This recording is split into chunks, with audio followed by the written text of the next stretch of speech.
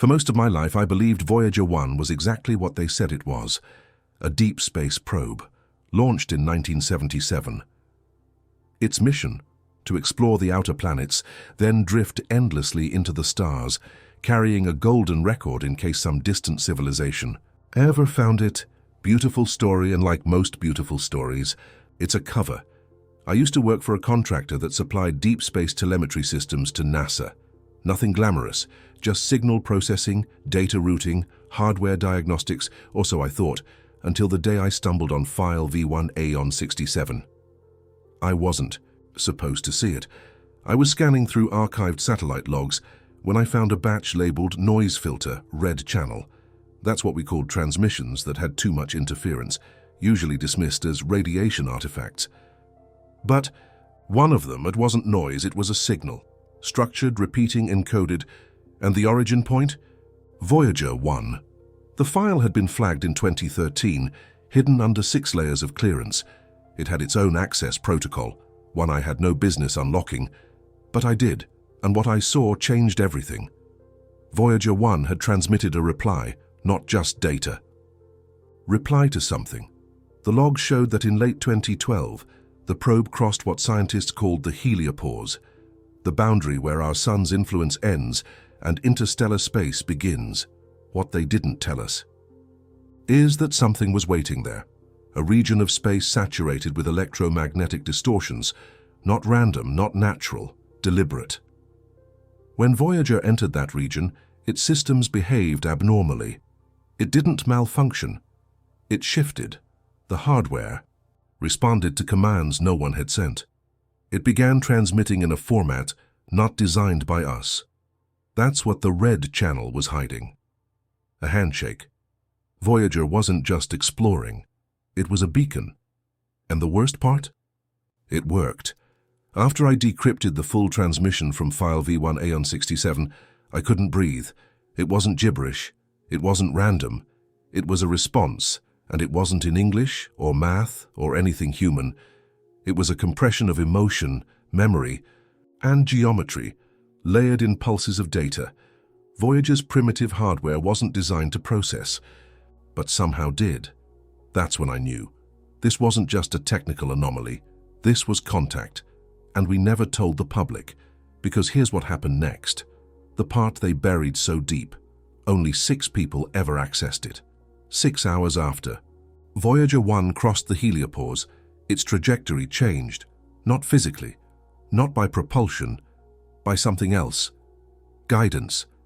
It was like Voyager was being pulled, not by gravity, but by permission, as if the space beyond the heliopause was not empty, but owned, and Voyager had been granted entry. What followed was 47 minutes of silence, total signal blackout. Then, suddenly, a burst of data, hundreds of compressed packages in a format that shouldn't exist. It took over a year for the system to decode even 1% of it. And that 1%? It caused panic. Not because it was violent, because it was perfect. The transmission contained diagrams of physics that violate our understanding of time, maps of systems with stars we haven't discovered, visuals of structures that looked built, floating in space far beyond what our telescopes can see.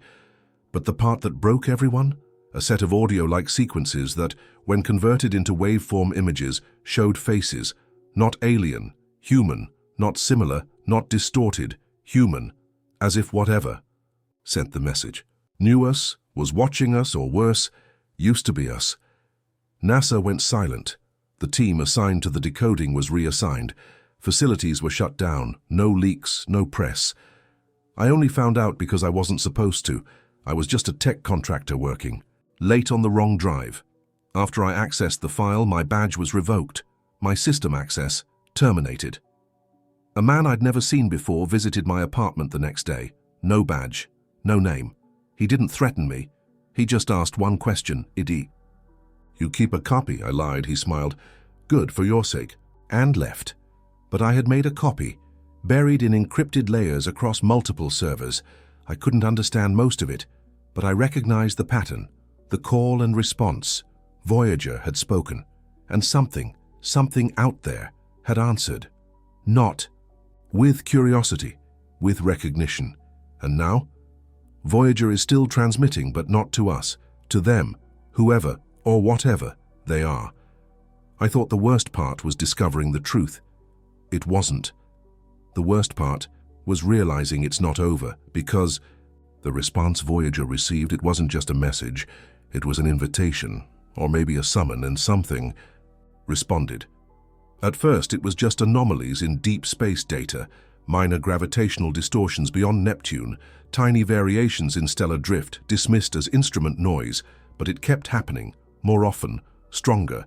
Then came the radio bursts, short, dense, patterned, and they all came from the same direction, not from any known star, from a cold void, a place where no planets exist, where light barely travels, a black region, not because of dust or distance, because something is there, blocking it, something massive. When triangulated, the trajectory matched Voyager's original course, only reversed. It was coming back. We tried to slow the spread of this information.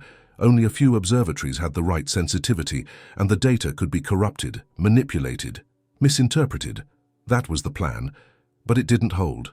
A scientist in Chile leaked preliminary reports saying something unknown and intelligent had shifted the microwave background.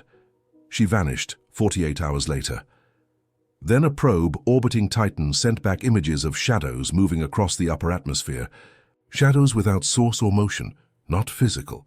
Just presence, something unseen casting impressions on space itself. But what scared me most wasn't what we found out there. It was what started happening here. People near the original Voyager transmission relay in Australia began reporting strange dreams. They spoke of a black sky with no stars, of metal towers that hummed with memories, of a voice in the static, whispering coordinates over and over again. And those coordinates? They led to Earth, to a point just outside our atmosphere. When the military checked the location with orbital sensors, they found nothing. But the static was there, a low-frequency hum across all spectrums, even in deep-sea sonar, even in closed-loop, internal systems, like a memory of something not yet arrived. And then the satellites began to fail, one by one, not exploded, not disabled, redirected. Every satellite in a certain orbital band was turning, just slightly, toward the same point, like they were all watching something, tracking, waiting, as if they recognized what was coming, just like Voyager had. That's when it hit me. What if Voyager wasn't the first probe we sent?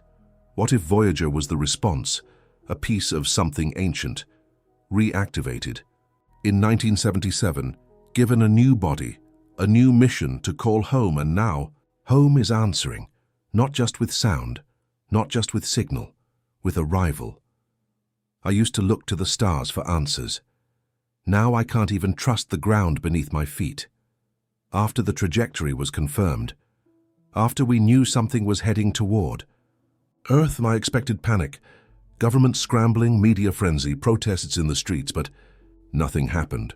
No headlines, no broadcasts, no alerts. And that's when I understood the silence wasn't an accident. It was protocol, because they've always known. Voyager wasn't just a mission of exploration. It was surveillance, a test, a message, in both directions. We're here. Are you still out there? And someone or something and said yes. But they didn't come in ships. They didn't descend in fire or metal. They came the only way something like them could. Through signal. It started slow. Background noise in communications, slight delays in satellite data, brief distortions in live streams, security footage, voice recordings. Then came the shadows. People began reporting flashes and out of the corner of the eye, reflections that didn't match. A friend standing across the room when you just saw them outside.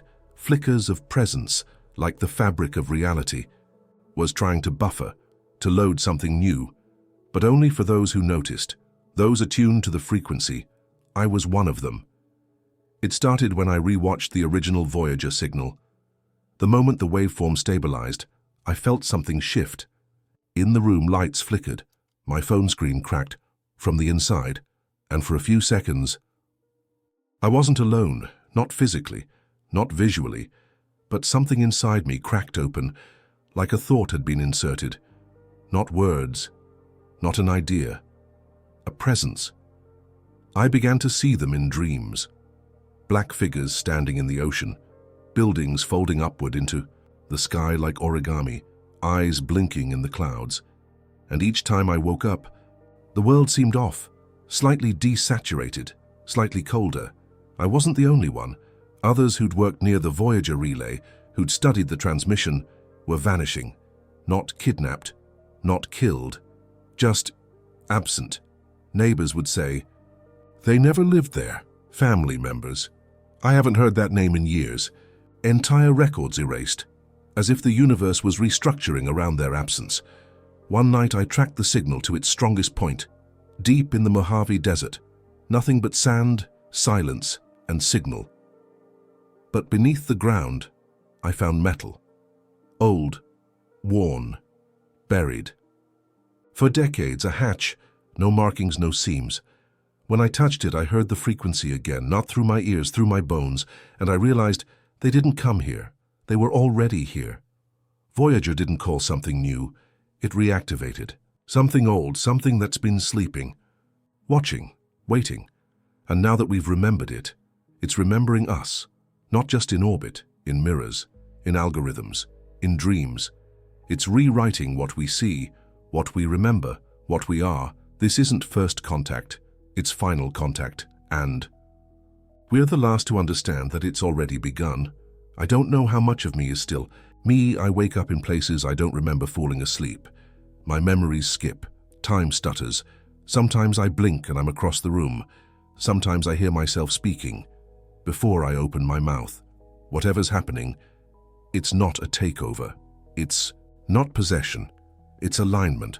Something is syncing with us, using what we are to reshape what we see. And once it begins, there's no reverse. Not long ago, I returned to the hidden hatch in the desert. It was open.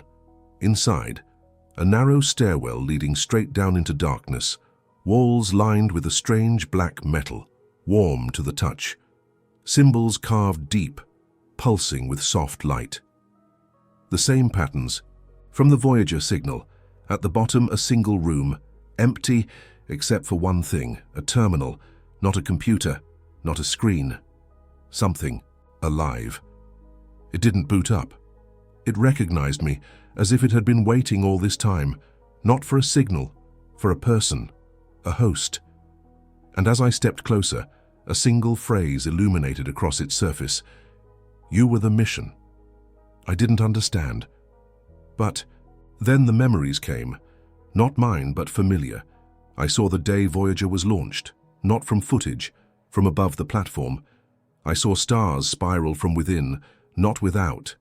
I saw Earth as an archive, not a home, a seed bank, a test bed, a last-ditch effort to preserve a form of intelligence that had already been lost elsewhere in the cosmos.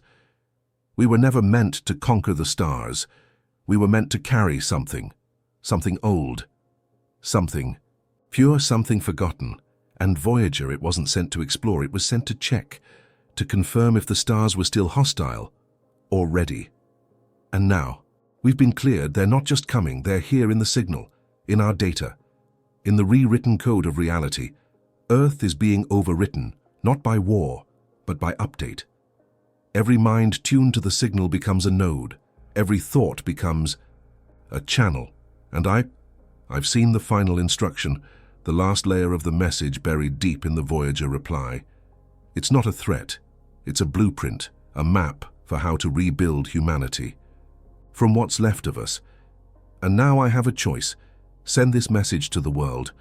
Wake up billions of minds and accelerate the transformation, or delete it. Try to forget. Try to be human a little while longer. But I already know the answer. Because if you're hearing this, it means I chose to share. It means the process has already started. It means you're part of it now. And when the stars speak again, you will understand them. Because you always could. You just forgot.